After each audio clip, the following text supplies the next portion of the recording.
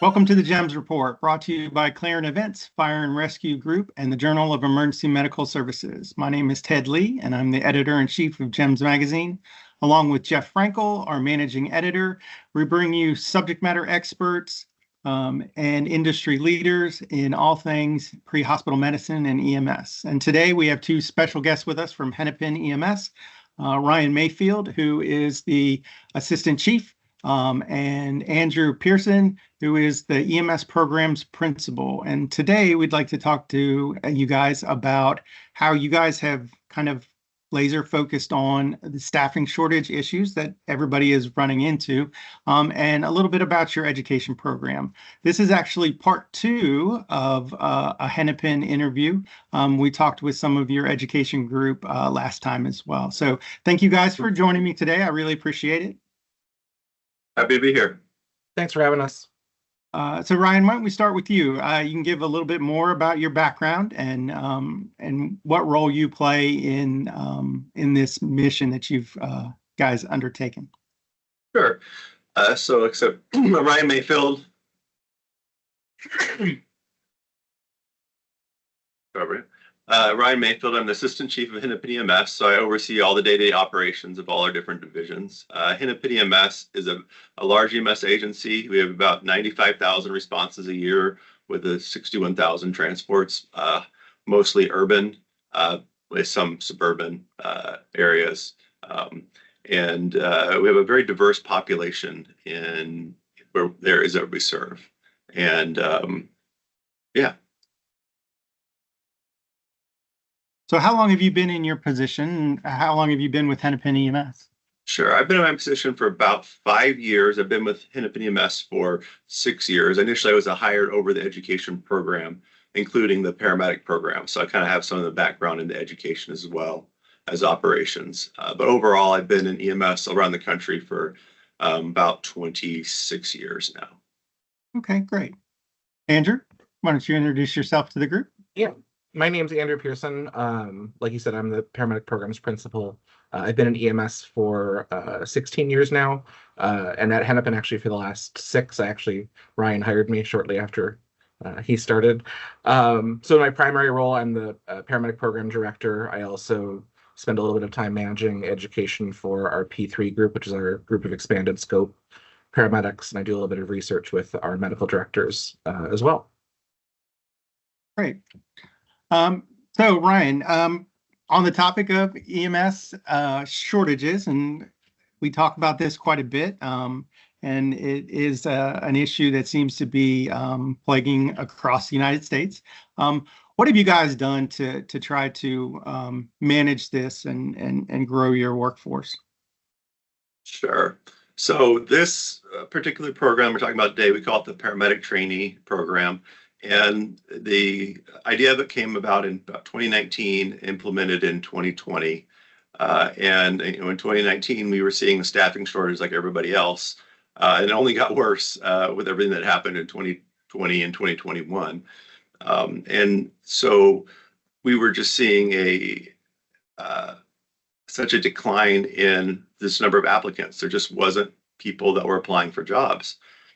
We had one of the largest paramedic program in the state, but we still couldn't produce enough paramedics to fill the gap. On top of that, up until just very recently, at the time, we were all paramedic service, and so that decreased the pool of applicants. We've since started BLS service, but still only about less than 10 EMTs as compared to almost 200 paramedics. So we needed a way to attract more people and earlier on in their careers, so we have kind of a better grouping to choose from. So Andrew, the last time I spoke with a group from Hennepin EMS, we were talking about some of their other programs that they were heading up. Why don't you delve a little bit more into specifically your program that you're in charge of? Yeah, so the paramedic program, we've had a paramedic program at Hennepin since 2007. and I think back then I wasn't a part of it back then, but the logic was we're a level 1 trauma center, we're an academic medical center, we've got the second oldest emergency medicine residency in the country, we've got an EMS fellowship. There's no reason we shouldn't be training paramedics. So we've got just a ton of natural resources here. And the program's grown since then. So now, like Ryan said, we have one of the largest paramedic programs in the state in terms of numbers of students. And we're super lucky. We've got obviously a full-time program director, but then also a full-time clinical coordinator and full-time lab coordinator, which just from my interactions with other programs seems to be relatively rare. It's a lot of sharing positions and covering multiple areas. So we're really, really lucky there. And so we've been doing this training academy since 2020, 2021, and then we also do traditional paid groups of students as well. So when you mention that, so you have internal people who are already working with you, and then just standard students. The trainees. So we've got students who pay tuition like traditional students, and then like Ryan was talking about, the training academy where we hire them to attend paramedic school full time. So just a little bit more digging into your program. You mentioned you have a lot of other resources. How does that help shape your program or make it look maybe a little bit different? Yeah, it gives us a lot of I think flexibility to try different things and to improve our curriculum. When I first got hired, I was in the lab coordinator position. We completely revamped the lab curriculum. We went away from it. Before, it was very, very skills-based, skills-focused. I remember when I was a student here, obsessing over the National Registry skill sheets.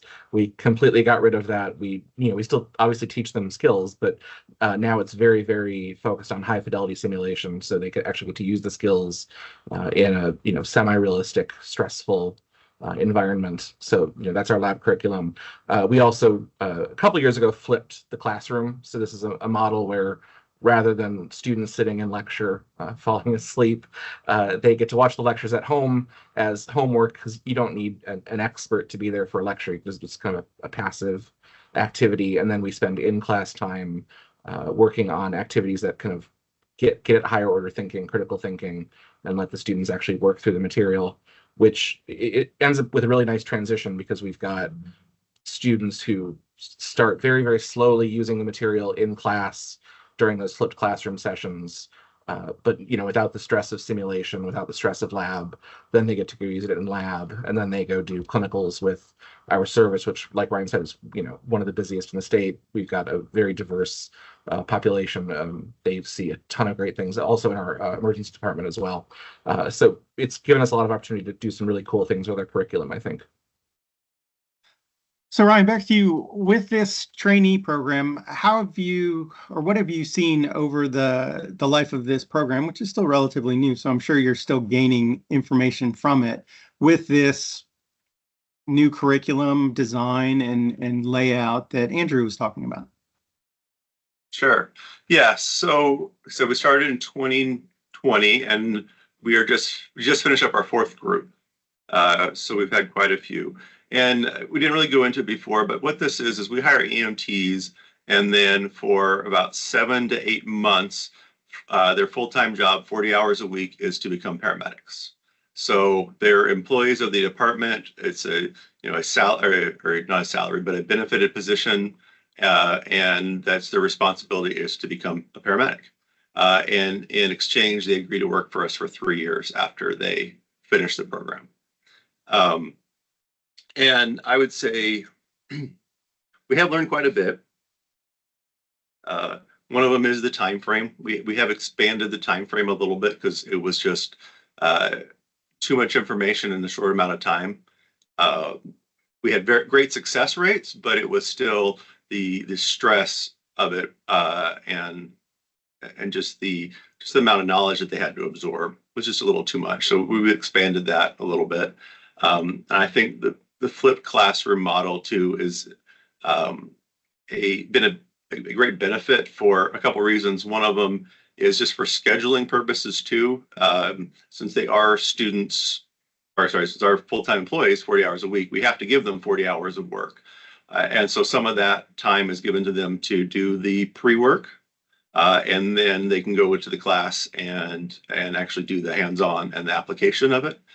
So that usually it's worked out to about 1 day a week that they have for the pre-work. So that's 1 day a week where the educators don't have to actually be in the classroom or lab teaching them. So it's a little less work on their part, even though it's still a lot of work to begin with. So you mentioned extending the time frame for it, and Andrew, maybe this is more a question for you. What was it before? What has it moved to? And what are you kind of expecting the results to be? Or have you actually seen some results from this expanded or extended timeline? Yeah, so we haven't done a cohort yet with the expanded timeline. Okay. It was, I think, roughly 8 months before. We've expanded it now to 10 months. Like Ryan said, we had really good success rates with the prior timeline. It was a lot. It was very stressful on the students. So I hope, obviously I think we'll see still good outcomes, but hopefully we'll be wearing them out just a little bit less, I think. And by very good success rates, it's everyone that has completed the program has passed national registry in all 4 groups. Now there's a handful that didn't make it through the program, but everyone who made it through the program has passed. Yeah. So if you feel comfortable with this, what kind of numbers are you talking about, like each year, kind of as you progress through? Because you said the program grew, and just curious about the numbers. Sure. So I'll say that the first year that we did it, just such a novel idea in the area, we had almost 200 applicants. Wow. And so we went through the process and selected 25 to do that. And then I can't remember, Andrew, because we've had 1 year that it was a little smaller, just one reason or another. I think 12 was the smallest we've had. Yep. I think we started 15. Well, we started with 20 something job offers, and then some of them didn't pass some of the pre-employment, and we didn't have time to put a replacement in. But usually the groups have been about 20 to 24, right? Yeah.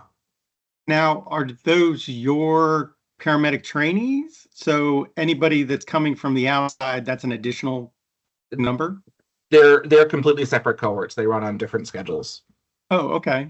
So about how many do you have that are, I'll use the word civilian, they're not part of Hennepin? About the same. So we try to limit our class sizes to no more than 20, 24.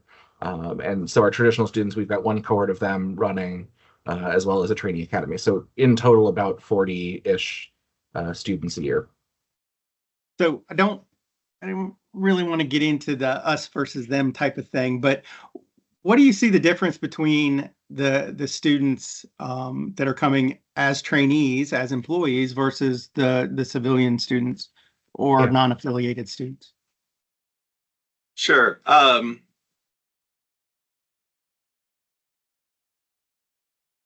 So, I mean, it's a good question, because we do end up hiring a lot of the civilian ones that come out of our program too.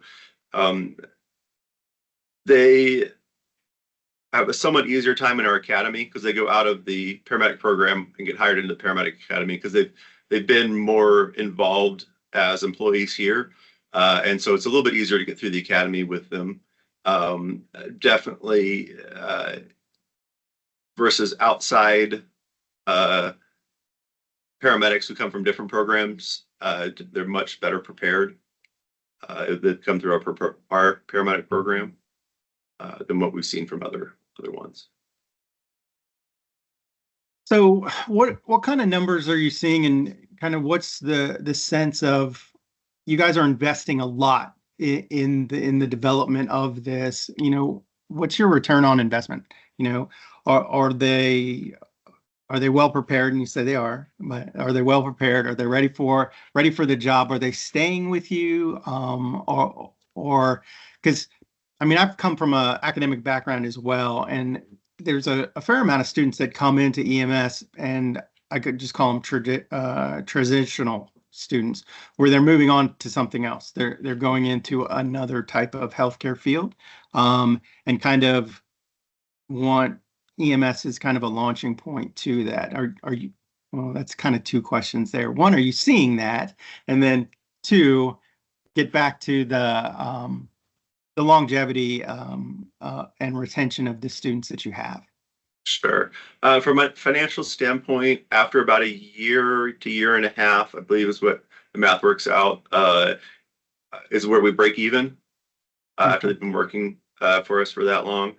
And then we don't lose that many to other EMS agencies. The majority that we lose is to fire departments. And so it's been hit or miss through the classes, how many people have stayed. The first group just hit their 3-year mark. And so we've lost a fair number along the way. And oddly enough, there's several that left for fire department jobs and then came back because they decided that this was a better place to work. And so it's worked out. The ones that have stayed have been great employees, and it's a gamble, and we do our best to pick the right people, and most of the time they stay, sometimes they don't. Yeah. You mentioned that the first cohort you had close to 200 applicants. Is that something that you continue to see year to year? Maybe not as large as 200, but a pretty robust pool to draw from? Yes, usually there's a lot of interest in it. And the only year that we probably didn't have a real large number is we just didn't have a large window. We had a very short window from advertisement to when the process had to start. But we have no problems filling with alternates all the positions that we have. Yeah. So you mentioned about 3 years, going on 4 years. How's the community receiving this? And the word's getting out. They're seeing success in these students that are staying with you, or still working in the area in fire departments or other agencies. What has that done for the community? You say you come from a pretty diverse community anyway, naturally. How has it been received, and what's the outlook for that? Sure. I mean, I don't have any exact data. It seems to be received well. We've have people that have come from the community. In Minneapolis, we have the largest Somali population in the United States. And up until just a month or two ago, excuse me, up until just about a month or two ago, we had no Somali-speaking paramedics. And we just graduated our first Somali paramedic in this last group. And so that in itself is going to be a huge benefit, because we have so many patients with a language barrier and cultural barrier that we have to get around. And that's just one example of many different people that have come from the area and are serving their own community now as paramedics. Yeah, that's great. That always is a fortunate thing to have, especially with diverse populations having language barriers or cultural barriers that have to be addressed, on a daily basis. So when your service kind of looks like your community, it's a positive thing for the group as well. So what do you guys look for in your standard candidate to come into your program? Sure. Kind of the thought process behind this is it's easier to take a good person and make them a good paramedic than to take a paramedic and make them a good person. I'm not saying that there's not good people out there that are paramedics, but honestly, what we look for is not necessarily medical experience. It's customer service experience. The overwhelming majority of people that we've hired have some sort of that in their background. McDonald's, delivering pizzas, just things like that. We have one that did, if I remember right, 6 years of customer service for REI before he started here. And so anyone who's been in EMS for any amount of time knows that it's 95% dealing with people and 5% medicine. And so we get these people that know how to talk with people and resolve problems, and that has been one of the best investments that we have. We teach them the medical part, but it's much harder to teach that interpersonal skills. Right. And so that's really the biggest thing that we look for. Yeah, that's funny because you hear that quite a bit, and I've heard it for years and years. And when I was coming up, I shaved so you can't see the gray. I've been in it for a while too. Um, Really early on, there was a service that we were shadowing, and they had the same philosophy. Look, we're strong medically. We can teach you how to do what you need to do. We can take care of you in that way. But we're just looking for outstanding people because that's the harder thing to teach or to overcome. So it's kind of refreshing to hear that again from you. So how does this work if you're a service and you're struggling and you're thinking about this because other services have tried this and some have been really successful and some haven't. What's just a couple things about best practices to try to say, okay, we're going to try to develop a program to do this to help us with our recruitment and retention and cultural diversity of our service. I mean, I would say the biggest first thing of you have to be paired with a good paramedic program, because I hire them and I've been the direct supervisor, but for the first 8 months, I don't have a lot of daily interaction with these people. It's all in education, and so we have to trust that they're doing the right thing for that first 8 months, and then kind of sticking with it because yeah, it's a big initial investment, but it definitely pays off in the long run. Um, so you really have to engage with the community and get the right people. Andrew, we have any thoughts from the education side? Yeah, I don't think you can emphasize enough the pick the right people thing. I think Ryan always does a very good job at the beginning of the program, each time emphasizing that we hired you for who you were, not for your prior EMT experience. In the curriculum, we spend the first 150 hours making you into the EMT we want you to be. It's basically an EMT class done all over again, but with a heavy emphasis on critical thinking, anatomy, and physiology. We try to get them to stop saying BSI seems safe. That usually takes about 150 hours just to stop that habit. Right. So I think the big emphasis is hire the right people, hire good people, and you can turn them into medics, not the other way around. Yeah, I was reading something the other day, and there was a little bit of a debate on whether apprenticeships could be utilized in EMS, but this is almost like an apprenticeship, so to speak. Mhm. Where you're kind of a journeyman, whatever the phrase is for that. To where they're mentored through, they're in the service, they're in the system, they're familiar with it, they're learning. Even when they're not in the classroom, they're still learning about the service, the system, and kind of how things are done. So this kind of has an apprentice feel to it. For me, is that something that you guys were looking at as well? Yeah, I think definitely there's part of that, and it's you know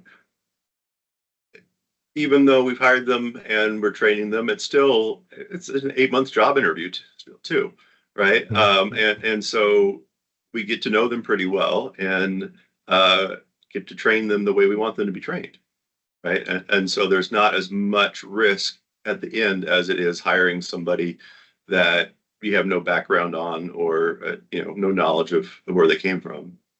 Right. Well, very interesting. Gentlemen, thank you again for joining me today. It was great to hear more about Hennepin and their and your education program. Any last parting words for our audience about Hennepin EMS and your training? Ryan? I mean, I'd say just I would encourage other agencies to look into this. It's even at the EMT level, there's much less resources that need to go into it. But you could still do the same thing, get good applicants and start them off at the BLS level, and then see if you can go from there onto the paramedic. Andrew? No, I think Ryan stole what I was going to say. Is I think even at the EMT level, this is a fantastic model because, like you said, you're capturing them early and you're turning them into the clinician you want them to be. So Right. All right. Well, thank you very much again. We look forward to hearing from you. And of course, if you're interested in submitting any of your findings to JEMS, we'd be interested in reading it. So, but thank you again for taking time out of your day. And thank you for your hard work. Thank you very much. thanks for having us.